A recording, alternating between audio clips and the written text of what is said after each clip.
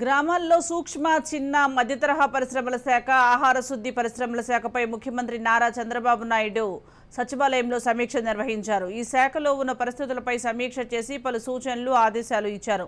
ఉపాధి కల్పనలో కీలకమైన ఎంఎస్ఎంఈల అభివృద్ధికి ప్రభుత్వం అత్యంత ప్రాధాన్యత ఇచ్చి వాటికి చేయూతనిస్తుందని సీఎం అన్నారు. ప్రభుత్వం నుంచి తగు ప్రోత్సాహం అందిస్తే ఈ రంగం ద్వారా మంచి ఫలితాలను సాధించవచ్చని ముఖ్యమంత్రి పేర్కొన్నారు.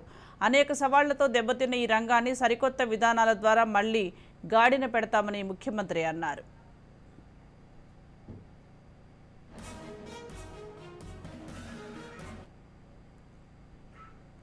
రాష్ట్రంలో పెండింగ్లో ఉన్న ఎంఎస్ఎంఈ పార్కులను త్వరితగతిన పూర్తి చేసి వసతులు, సౌకర్యాలు కల్పించి పరిశ్రమల ఏర్పాటును వేగవంతం చేస్తామన్నారు.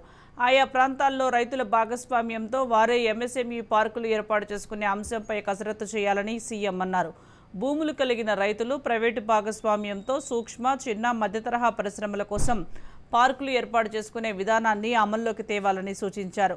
రాజధానిలో ఎలాగైతే రైతు భాగస్వామ్యంతో వారికి లబ్ధి చేకూర్చామో అదే తరహా విధానాన్ని ఎంఎస్ఎంఈ పార్కుల ఏర్పాటులోనూ అవలంబించాలన్నారు.